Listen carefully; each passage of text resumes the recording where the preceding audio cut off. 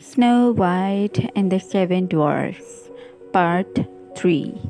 What kind of magic is this? After Snow White cleaned up the living room, she climbed a ladder to the attic. Upstairs, 7 little beds, sized as if for children, were lined up in a row.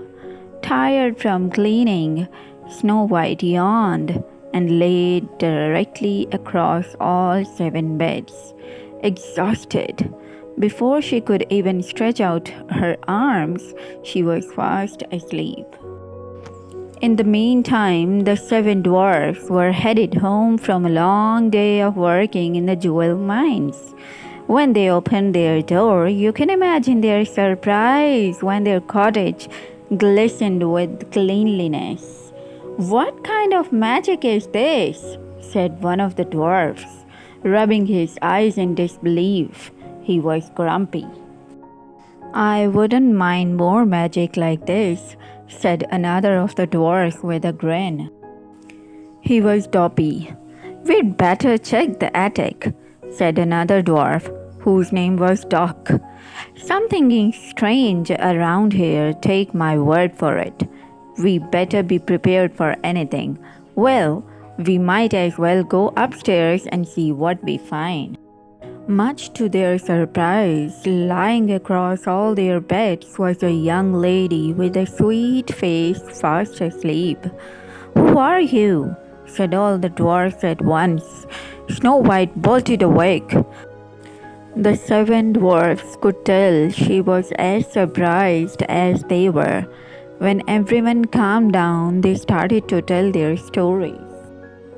Snow White learned their names: Bashful, Doc, Dopey, Grumpy, Happy, Sleepy, and Sneezy. She told them about life in the castle and her stepmother, that her stepmother had tried to get the huntsman to kill her, that the huntsman had told her she must escape into the woods, and that she could never go back home again. "Stay here with us," said Bashful. "How nice of you," said Snow White. "But if I were to stay here, I would have to do something for all of you." "You already cleaned up," said Sneezy, and then sneezed. "Oh dear, there is more dusting to do," said Snow White.